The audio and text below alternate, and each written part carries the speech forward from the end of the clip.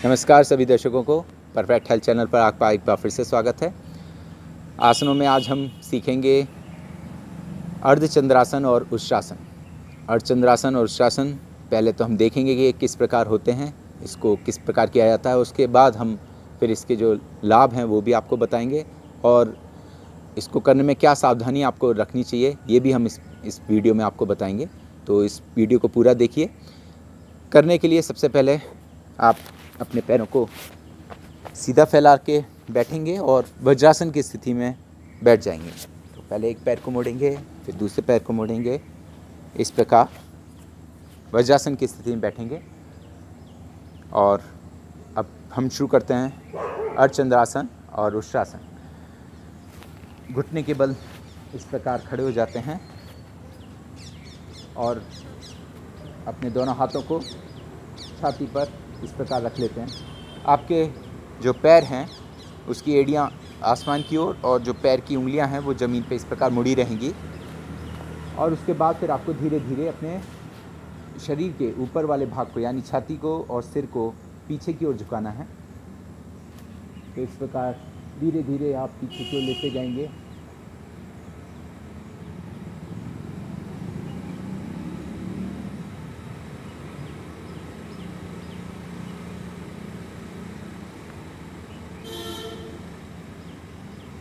और फिर धीरे से वापस आएंगे।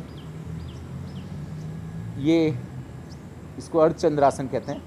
अब इसी को हम थोड़ा और जब हमारी फ्लेक्सिबिलिटी थोड़ी और बढ़ जाती है तो फिर हम उष्ट्रासन भी कर सकते हैं। उष्ट्रासन के लिए पहले आप दोनों हाथों को सामने से सीधा कीजिए, दोनों हाथ आपके सामने सीधे। उसके बाद आप अपने राइट हैंड को राइट पैर की एड़ी पर छुलाने की कोशिश कीजिए और फिर लेफ़्ट हैंड को लेफ़्ट लेग की एड़ी पर। और जब आपके हाथ छू जाएं उसके बाद आप शरीर को पीछे की ओर लेते जाएं और हाथों पर अपना सारा वजन हाथों पर टिकाएं।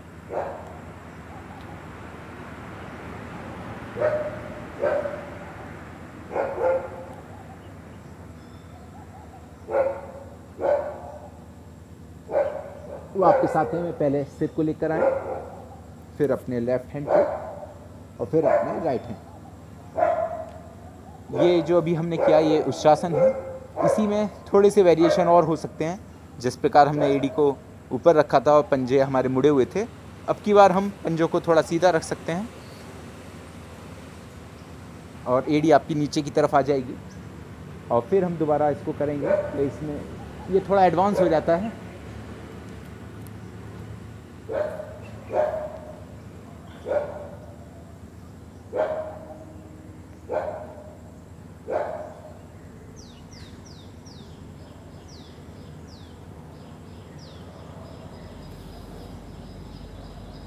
थोड़ी देर रुकने के बाद 10 सेकंड 15 सेकंड या आधा मिनट रुकने के बाद आप वापस आ जाएंगे।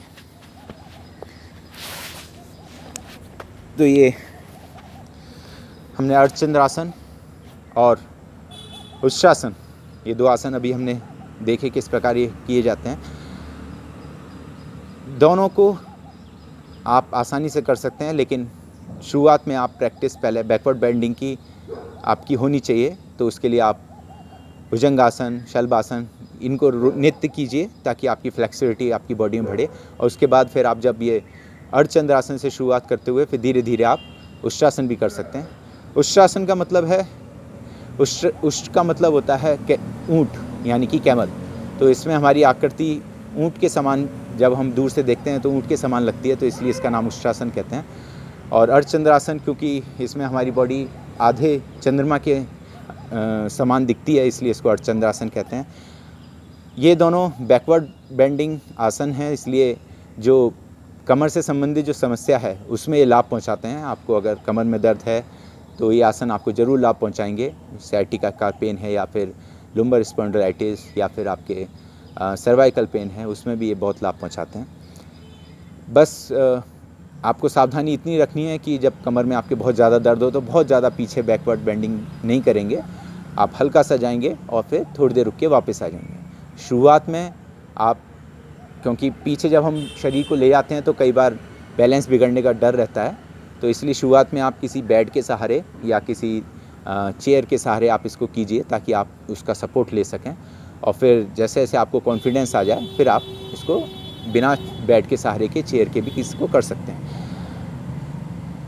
जो पहली बार इसको करते हैं, कई लोगों के साथ ऐसा होता है, खासकर जो बड़े लोग हैं, कि वो जब पीछे की ओर जाते हैं तो उनको थोड़ा बहुत चक्कर आने का उनको रहता है, कि उनको जैसे ही वो पीछे आते हैं तो उनको चक्कर आते हैं। तो इसलिए इसको आंख बंद करके ना करें, शुरुआत में इसको आंख खोल के ही करें, और बहुत ज़्यादा पीछे ना जाएं, हल्का सा जाके और ज़्यादा देर ना रुकें, थोड़ी देर रुक कर ही वापस आ जाएं। तो ये सावधानी आपको रखनी है, ताकि आपको कोई नुकसान ना हो और आप योग को बड़ी आसानी से, सहजता से आप कर पाएँ और अपने जीवन में इसको अपना पाएँ। तो मैं उम्मीद करता हूँ आप इस आसन को ज़रूर करेंगे और इसके लाभ उठाएंगे। इसी तरह आप हमारी वीडियो को देखते रहिए और हमारे वीडियो को आगे और लोगों को भी शेयर कीजिए और पसंद कीजिए। आपका बहुत बहुत धन्यवाद।